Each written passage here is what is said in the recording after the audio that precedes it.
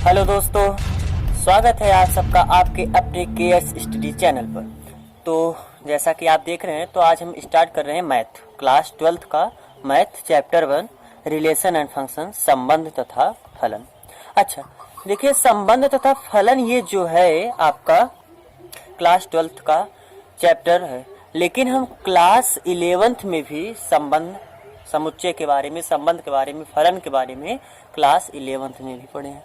तो आइए हम थोड़ा सा 11th वाला चीज हल्का फुल्का देख लेते हैं, फिर उसके बाद 12th का जो है वो करेंगे। अच्छा देखिए, जैसे अब मैथ में क्या होगा, आपका पहले किसी चैप्टर को पढ़ाने से पहले उसको हम प्रश्नावली सीधा नहीं करेंगे। प्रश्नावली करने से पहले एक वीडियो जो रहेगा, एक वीडियो या 2 वीडियो जैसा रहेगा, जितना लंबा चलेगा, हम आपका इंट्रोडक्शन देंगे, मतलब भूमिका, केवल उस चैप्टर में क्या होगा, उस चैप्टर किसके बारे में है, उसमें फार्मूला क्या है या फार्मूला कैसे आया, इन सब के बारे में बात करेंगे। और फिर नेक्स्ट वीडियो प्रश्नावली का रहेगा। तो पहला इंट्रोडक्शन का रहेगा, फिर उसके बाद जो सेकंड रहेगा वो किसका रहेगा, प्रश्नावली का रहेगा। तो आइए हम थोड़ा सा हल्का कक्षा क्लास 11th वाला हल्का फुल्का रिवाइज देख लेते हैं। देखिए, सबसे पहले हम बात करते हैं, आपका जो प्रश्नावली 1.1 है वो संबंध के बारे में है ना।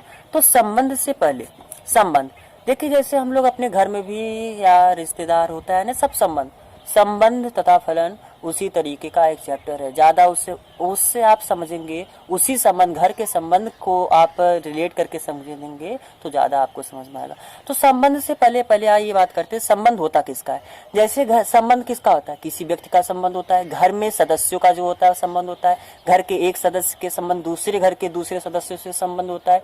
तो संबंध के लिए किसी व्यक्ति की आवश्यकता होती है। वैसे गणित में जो हमारा संबंध होता है, जो हमारा रिलेशन होता है, वो किसी एक समुच्चय का संबंध होता है। एक समुच्चय के अवयव का किसी दूसरे समुच्चय के अवयव के साथ संबंध होता है, या किसी एक समुच्चय के किसी एक अवयव का उसी समुच्चय के दूसरे अवयव के साथ संबंध होता है। ऐसा तो नहीं है ना कि संबंध केवल एक घर का दूसरे घर से होता है। घर के अंदर के जो मेंबर्स होते हैं, जो सदस्य होते हैं, उनका भी तो आपस में संबंध है। जैसे घर के अंदर रहने वाले 2 लोग आपस में भाई भी तो हो सकते हैं। एक का संबंध दूसरे से कैसा हुआ, भाई, मतलब एक घर के अंदर रहने वाले में भी आपस में संबंध होता है। तो ऐसे संबंध, गणित में जो संबंध होता है एक समुच्चय का होता है। आपका समुच्चय क्या, समुच्चय मतलब कुछ संख्याओं का ग्रुप, कुछ संख्याओं का जो ग्रुप होगा, समूह होता है, उसी को समुच्चय बोला जाता है। समुच्चय एक पास कुछ हम, या कभी कभी एक ही संख्या का, एक ही अवयव का, एक ही लोगों का जो होता है वो समुच्चय हो जाता है। तो समुच्चय को जनरली हम ऐसे ए से, बी से, एन से, किसी एक इंग्लिश के कैपिटल लेटर से डिनोट करते हैं।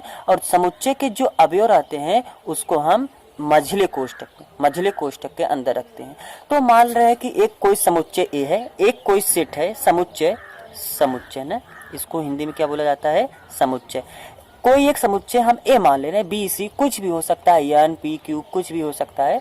तो इसके अंदर जैसे कभी संख्याओं का, जैसे 1 से 10 तक के संख्याओं का समुच्चय, इसका मतलब 1 2 3 4 ऐसे कहाँ तक, कितनी संख्या है इस समुच्चय में, 10, 1 से लेकर 10 तक। अच्छा, कभी कहेगा कि सभी प्राकृतिक संख्याओं का समुच्चय। अच्छा, थोड़ा भी प्राकृतिक संख्या, पूर्ण संख्या, वास्तविक संख्या, पूर्णांक, इनके समुच्चय को हम थोड़ा बाद में लेंगे। उससे पहले और समझिए, जैसे कभी कह देगा कि कुत्ता, बिल्ली, तोता, ये 3 जानवर हैं, तोता ना, ये 3 जानवर है, इसका समुच्चय। तो समुच्चय किसी का भी हो सकता है। समुच्चय मतलब कुछ को बस हम ग्रुप एक जगह लिख दें तो आपका क्या हो गया, एक समुच्चय हो गया ना। तो अच्छा, कभी जैसे एक समुच्चय मान लीजिए बी है, एक समुच्चय आपका बी इस प्रकार से है कि 1 2 3 4 5 तक की संख्या एक समुच्चय हो गया। तो समुच्चय का मतलब बस एक जगह कुछ संख्याएं या कुछ व्यक्ति का भी नाम हो सकता है, या तो हम कुछ जानवर का नाम लिख दिए तो ये क्या है आपका एक समुच्चय।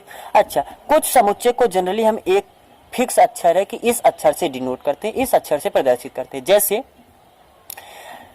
प्राकृतिक संख्याओं का समुच्चय, प्राकृतिक संख्याओं का समुच्चय, प्राकृतिक संख्याओं का समुच्चय। जो प्राकृतिक संख्याओं का समुच्चय होता है उसको हम प्राकृतिक संख्या को इंग्लिश में क्या कहते हैं? Natural number. तो प्राकृतिक संख्याओं का जो समुच्चय होता है उसके लिए हम कौन सा नंबर नाम देते हैं? इंग्लिश का यन ना, यन माने नेचुरल नंबर।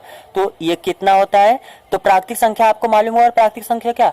ऐसी संख्या जिसका प्रयोग हम गिनने के लिए, किसी संख्या को गिनने के लिए करते हैं, वो क्या होता है? प्राकृतिक संख्या होता है। तो एक का प्रयोग, क्या जीरो का प्रयोग आप किसी को गिनने के लिए करते हो? भैया हमको -2 रुपया का सामान दे दो, या हमको -2 किलो चीनी दे दो। माइनस का प्रयोग कभी गिनने के लिए किस संख्या को करते हो? नहीं। तो ये प्राकृतिक संख्या आपका नहीं हुआ। 0 रुपया है हमारे पास, क्या ऐसा कहते हो? हमको 0 किलो चीनी दे दो, 0 किलो आटा दे दो, ऐसा तो हम कुछ नहीं बोलते। तो जीरो या माइनस की संख्या तो प्राकृतिक संख्या नहीं हुआ। तो प्राकृतिक संख्या कौन हुआ? 1, 2, 3, 4 ऐसे ऐसे। अच्छा, बहुत लोग सोचते हैं कि प्राकृतिक संख्या केवल 9 तक होता है, जबकि ऐसा कोई बात नहीं है, क्योंकि हम 10 का भी प्रयोग गिनने के लिए किसी संख्या को करते हैं, 11 का प्रयोग भी करते हैं, ऐसे ऐसे 99, 100, फिर ऐसे ऐसे 101, 102, 105 ऐसे ऐसे ऐसे ऐसे अपना 1000, 1 करोड़, इन सब ये सब है, सब क्या है? ऐसे ऐसे कहाँ तक? अनंत तक। कहाँ तक? अनंत तक की जो संख्या हुई वो क्या होती है? प्राकृतिक संख्या होती है। अनंत तक की ऐसी जो संख्या होती है वो क्या होती है? प्राकृतिक संख्या होती है। ठीक है। तो प्राकृतिक संख्याओं का जो समुच्चय होता है उसको लिए हम एक नाम देते हैं यन ना। तो ये कहाँ से? 1 से लेकर अनंत तक की जो संख्याएं होती हैं उसको प्राकृतिक संख्या का समुच्चय हो गया। तो हमने क्या बताया कि समुच्चय के लिए आपको एक इंग्लिश का वर्ड नाम, इंग्लिश का एक कोई लेटर देना पड़ता है। तो प्राकृतिक संख्याओं का जो समुच्चय होता है उसके लिए फिक्स है कि हम यन नाम देते हैं। अच्छा, प्राकृतिक संख्या के समुच्चय के अलावा जैसे आपका वास्तविक संख्या का समुच्चय, तो वास्तविक संख्याओं को हम क्या कहते हैं? Real number. इंग्लिश में क्या कहते हैं? Real number. तो उसके लिए हम कौन सा नाम देते हैं? आर ना, कैपिटल आर। तो ये कहां से कहां तक होता है? प्राकृतिक संख्या में सभी संख्याएं आ जाती हैं, केवल कौन सी संख्या प्राकृतिक संख्या में नहीं आती है?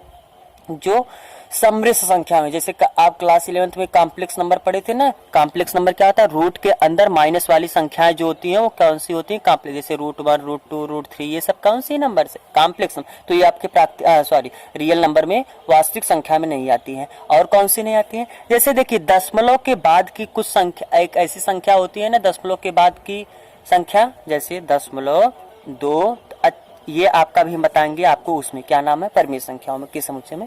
तो पहले आइए देखिए, तो जैसे ये आपका वास्तविक संख्या नहीं है, तो वास्तविक संख्या कौन है? चाहे कोई भी दशमलव की संख्या हुआ, कोई भी भिन्न हो गया, कोई भी संख्या हो गया, दशमलव का, भिन्न का, ऋणात्मक संख्या, धनात्मक संख्या, सब आपका वास्तविक संख्या होती है। आपका क्या है? सब वास्तविक संख्या है। अर्थात जैसे -∞ से लेकर कहाँ तक? दशमलव की, जैसे 1.2, 1.5, पूरी सभी दशमलव की संख्या है। 0, 1, 2, 3, 4, यहाँ ऋणात्मक वाली, धनात्मक वाली भी दशमलव संख्या, और सब जितनी भी भिन्न हुई 8/9, ये सब जो भी है 8/9 तो इधर आ जाएगा आपका, क्योंकि 1 से छोटा है ना, तो 1 के बीच में यहाँ पर आ जाएगा, 2 के, ये तो 2 यहाँ पर होगा। तो ऐसे अनंत तक की जितनी संख्या हुई, अनंत तक की सारी संख्या क्या होगी? प्राकृतिक संख्या, रियल नंबर, वास्तविक संख्याओं का समुच्चय हो गया। अच्छा, कभी आता है पूर्णांक। पूर्णांक देखो, जैसे हमने पूर्णांकों का जो समुच्चय होता है उसको हम क्या नाम देते हैं? जेड।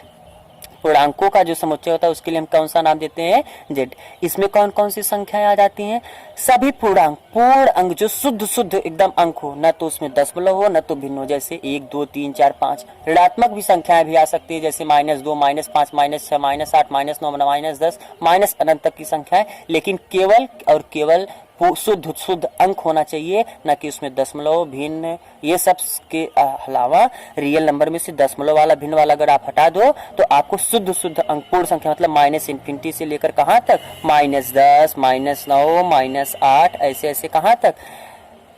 1 ना, और उसके बाद जीरो भी आपका पूर्णांक है, और 1, 2, 3 ऐसे ऐसे कहाँ तक? आपका अनंत तक। केवल ये जो शुद्ध अंक होता है, शुद्ध अंक, पूर्ण अंक, पूरी तरीके से केवल आपका अंक होना चाहिए। तो पूर्णांकों के समुच्चय को हम किससे प्रदर्शित करते हैं? जेड से। अच्छा, अभी तो बस आप ये इतना जानते रहिए कि ये सब किससे हम प्रदर्शित करते हैं। और ये बताइए, जैसे कभी कभी आपका बोलता है धनात्मक पूर्णांक, तो धनात्मक पूर्णांक केवल हम Z+ से डिनोट करते हैं। इसमें कौन कौन सा है? जैसे देखिए यहाँ पर जो धनात्मक संख्या केवल हो, जैसे 1, 2, 3, 4, ये सब कहाँ तक? अनंत तक की जो संख्याओं का समुच्चय हो गया, इसको हम जेड प्लस मतलब धनात्मक पूर्णांक का समुच्चय, ऋणात्मक पूर्णांक तो जेड माइनस से, जेड माइनस में कौन कौन सा आ जाएगा, जेड माइनस में कौन कौन सा आ जाएगा, माइनस इन्फिनिटी से लेकर कहाँ तक, जैसे -10 -9 ऐसे ऐसे -1 तक की जो ऋणात्मक संख्या हो गई वो ऋणात्मक पूर्णांकों का समुच्चय हो गया, उसको जेड माइनस से डिनोट करते हैं। अच्छा, और होल नंबर पूर्ण संख्या, पूर्ण संख्या का जो समुच्चय होता है, पूर्ण संख्या क्या होता है कि अगर हम प्राकृतिक संख्या में, प्राकृतिक संख्या क्या था अभी बताया ना, 1 2 1 से लेकर अनंत तक की संख्या प्राकृतिक संख्या होती है, तो इसमें अगर हम जीरो को भी शामिल कर ले, मतलब 0 1 2 3 4 ऐसे लेकर कहाँ तक, अनंत तक, तो ये जो संख्याएं, ये कौन सी संख्या हो गई, पूर्णांकों का समुच्चय, सॉरी पूर्ण संख्याओं का समुच्चय, होल नंबर। पूर्ण संख्या को इंग्लिश में क्या कहते हैं, होल नंबर, तो इसको हम किससे डिनोट करते हैं, W से। अच्छा, फिर आपका आता है परिमेय संख्याओं का समुच्चय, परिमेय संख्या मतलब Q से हम उसको डिनोट करते हैं ना।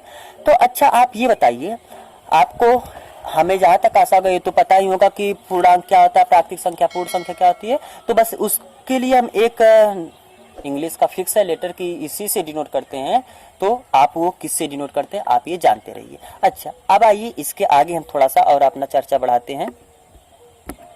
आइए अब हम देखते हैं कि अभी तक तो हमने देखा क्या समुच्चय, अब आइए हम देखते हैं कि संबंध ना। तो अभी जैसे हम शुरू में बताए थे कि संबंध क्या होता है, घर के ही किसी परिवार का, एक घर में किसी घर के एक परिवार के एक मेंबर का एक सदस्य का दूसरे सदस्य से संबंध होता है, या किसी एक घर का किसी दूसरे घर से भी संबंध होता है, एक घर का दूसरे घर के, एक घर के सदस्य का दूसरे घर के सदस्य से भी संबंध होता है, या एक घर के अंदर ही रहने वाले एक सदस्य का दूसरे से संबंध होता है। तो ऐसे गणित में भी ना एक समुच्चय में कभी कभी क्या होता है कि मान लीजिए कि जैसे एक समुच्चय दे दिया कि 1 से 10 तक की संख्या, अर्थात 1 2 3 4 ऐसे ऐसे कहाँ तक 10 तक, तो कभी कभी एक का संबंध 1 से ही होगा, एक का संबंध 3 से होगा, एक का संबंध 10 से होगा, मतलब एक ही समुच्चय में एक अवयव का, अवयव हमें नया नाम, कुछ लोग के लिए अवयव नया नाम होगा, एक समुच्चय के अंदर जितनी संख्या होती है ना, जितने चीज ये नाम ये सब अक्षर से लिखे होते हैं उसी को बोला जाता है उस समुच्चय का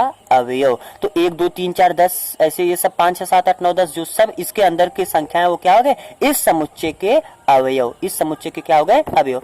तो कभी कभी क्या होगा, इसी अवयव का एक अवयव का संबंध दूसरे से होगा, मतलब एक ही समुच्चय के एक अवयव का संबंध इसी समुच्चय के दूसरे से अवयव से के साथ होगा। कभी कभी क्या होगा, एक समुच्चय के अवयव का संबंध दूसरे समुच्चय के अवयव के साथ हो, मतलब दूसरे समुच्चय मान लीजिए जैसे कभी कभी आ गया सम संख्याएं, तो सम संख्या 2 4 6 8 10 12 ऐसे ऐसे अनंत तक बहुत सारे सम संख्या होंगी, तो एक का संबंध दूसरे से, कभी एक का संबंध क्या होगा दूसरे से होगा।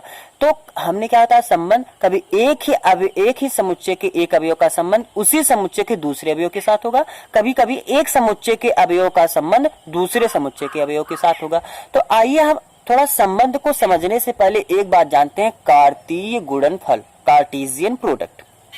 तो हमारा अब क्या हम पढ़ेंगे, कार्तीय गुणनफल ना, इसको इंग्लिश में क्या बोलते हैं, कार्टेशियन प्रोडक्ट। तो आइए कार्टेशियन प्रोडक्ट कैसे करते हैं, जैसे देखिए ए मान लीजिए एक कोई समुच्चय है 1 2 3, एक समुच्चय में 3 अवयव है 1 2 3, एक दूसरा समुच्चय है बी, उसमें कितनी संख्या है, मान लीजिए 2 4 6, ये 3 संख्या है। अच्छा अभी पहले 2 लेंगे फिर आइए हम फिर आगे उसके बाद हम 3 4 5 लेके आगे बात करेंगे।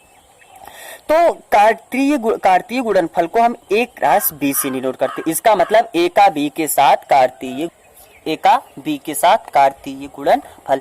तो बताइए ये कैसे होता है जानते हैं आप, पहले 1 को 2 के साथ लीजिए, 1 का 2 के साथ पेयर, फिर 1 का 4 के साथ पेयर, फिर 2 का 2 के साथ पेयर, फिर 2 का 4 के साथ पेयर, फिर 3 का 2 के साथ पेयर, फिर 3 का 4 के साथ पेयर, 3 का 4 के साथ पेयर, मतलब पहले इसका जो पहला है इसके पहले के साथ फिर इसके दूसरे के साथ ना, एक बार इसका इसके साथ फिर दूसरे का इसके पहले के साथ, इसका दूसरे का इसके दूसरे के साथ। आप इसको ऐसे समझ सकते हैं जैसे एक बना लीजिए, ये एक सेट ए है और एक सेट ये कैसा है बी है, इसमें 1 2 3 है और इसमें क्या है 2 4 है।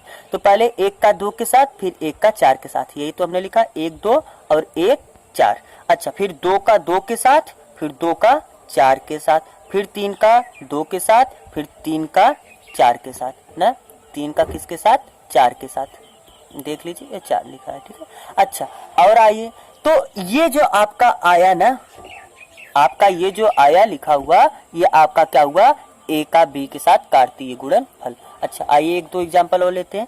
मान लीजिए एक कोई ए सेट है, इसमें है 1 2 3 4 5 इतनी संख्या है। कोई एक सेट बी है जिसमें कुछ अवयव है, जैसे मान लीजिए कौन सा ले लीजिए, 11 12 13 14 इतना संख्या ले लीजिए। तो अब सेट ए का सेट बी के साथ, समुच्चय ए का समुच्चय बी के साथ आपको क्या चाहिए, कार्तीय गुणनफल। तो कार्तीय गुणनफल मतलब ए क्रॉस बी। एक कैसे होगा, तो हमने बताया कि आप पहले एक का 11 के साथ, इसका पहले एक का 11, फिर एक का 12 से, एक का 13 से, एक का 14 से, फिर 2 का 11 से, 2 का 12 से, 2 का 13 से, 2 का 14 से, ऐसे 3 का 11 से, 3 का 12 से, 3 का 13 से, 3 का 14 से, फिर 4 का 11 से, 4 का 12 से, 4 का 13 से, 4 का 14 से, 5 का 11 से, 5 का 12 से, 5 का 13 से, 5 का 14 के साथ संबंध ना, मतलब पेयर। तो एक का मा 11 हो गया, एक का मा 12 हो गया, ऐसे एक का मा 13 लिखेंगे, एक का मा 14 लिखेंगे। तो आप देख रहे हैं कि जो कार्तीय गुणनफल करते हैं, तो कार्तीय गुणनफल में एक का जो दूसरे के साथ जब हम पेयर लिखते हैं तो उसको कामा लगा के अलग करते हैं और उसको छोटे कोष्टक में हम लिखते हैं, और जो पूरा रहता है उसको तो बड़े कोष्टक में लिखा ही जाता है।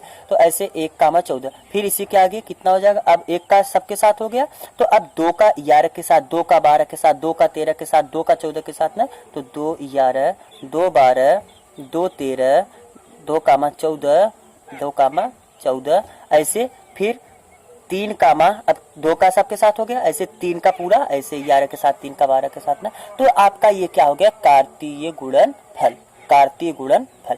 अब आइए, अब हम थोड़ा चलते हैं संबंध के बारे में। तो संबंध को हम इंग्लिश में क्या बोलते हैं, रिलेशन। क्या बोलते हैं, रिलेशन। तो जो संबंध होता है उसको हम किससे डिनोट करते हैं, आर। ये सब चीजें आपका 11 में है, ये तो बस हम थोड़ा सा रिवाइज करवा रहे हैं। तो संबंध को हम किससे प्रदर्शित करते हैं, आर से। कभी कभी आपको संबंध दिया रहेगा, कभी कभी संबंध बना के दिया रहेगा, और कभी कभी संबंध का परिभाषा दिया रहेगा, तो संबंध आपको बनाना पड़ेगा। तो हम अभी बताएंगे आपको कि कभी संबंध दिया रहेगा उसका मतलब क्या है संबंध का, या कभी परिभाषा दिया रहे तो हम कैसे संबंध को बनाते हैं। तो सबसे पहले आप जान लीजिए कि जो संबंध होता है वो इसी कार्तीय गुणनफल का एक उपसमुच्चय होता है। अब कहेंगे उपसमुच्चय क्या है, उपसमुच्चय ये होता है सबसेट, इंग्लिश में बोलते हैं सबसेट। क्या होता है उपसमुच्चय, इसी में से जो इतने सारे पेयर है ना, उसी में से कुछ पेयर आप निकाल लीजिए। जैसे आइए पहले उपसमुच्चय को देख लीजिए। जैसे मान लीजिए कि हम एक सेट, या हम एक यहाँ पर ऐसे एक सेट लिख रहे हैं, जैसे 1 कामा 11 हुआ, फिर 1 कामा 13 हुआ, 1 कामा 14 हुआ। केवल हम इतने को, इसको और इसको निकाल लिए, इसमें से यहाँ पर लिखें, तो ये क्या होगा, इसी का एक पार्ट है ना, इसी का एक अंग है, एक छोटा सा भाग है, तो ये क्या हो गया, इस पूरे का उपसमुच्चय हो गया। अच्छा, कभी एक दूसरा हमको उपसमुच्चय, जैसे मान लीजिए हम लिख दिए, केवल हम लिख दिए 2 कामा 13, क्या लिख दिए 2 कामा 13, तो 2 कामा 13 क्या हो गया, इस जो पूरा एक क्रॉस बी है, ये जो कार्तीय गुणनफल है उसका क्या है, एक उपसमुच्चय। तो उपसमुच्चय का मतलब किसी एक सेट में से या किसी एक कार्तीय गुणनफल में से आप कोई सा थोड़ा सा कुछ पार्ट निकाल लीजिए, वो क्या हो गया, आपका उपसमुच्चय हो गया। तो आपको उपसमुच्चय समझ में आया। तो अब आइए, यह एक काम करिए, आज यहीं तक अभी आप रहने दीजिए, क्योंकि अभी ये थोड़ा शुरुआत है, तो आप इतना ही रहने दीजिए। कल हम जब संबंध, आपको आज कितना केवल पढ़ा, केवल हम पता है कि सेट क्या होता है, समुच्चय क्या होता है, और एक समुच्चय का दूसरे के साथ कार्तीय गुणनफल हम कैसे निकालते हैं। तो जब हम कल आपको संबंध पढ़ाएंगे, तो संबंध जब पढ़ाएंगे तो आपको हम ये चीज पूरा एक बार हल्का सा थोड़ा शार्ट समरी करवा के तुरंत संबंध बताएंगे। उसके बाद तुरंत ही आपका स्टार्ट हो जाएगा 12th वाला टॉपिक, संबंध के प्रकार। तो आपका जो संबंध का 3 प्रकार है, स्वतुल्य, संक्रामक, सममित, और जो तीनों हो उसको बोला जाता है तुल्यता संबंध। तो हम इसको कल देखेंगे। तो कल हम देखेंगे कि संबंध क्या होता है, और फिर से हमारा स्टार्ट हो जाएगा संबंध के प्रकार। तो 12th में आपका क्या है, संबंध के प्रकार से। तो आज के लिए बस इतना ही, धन्यवाद।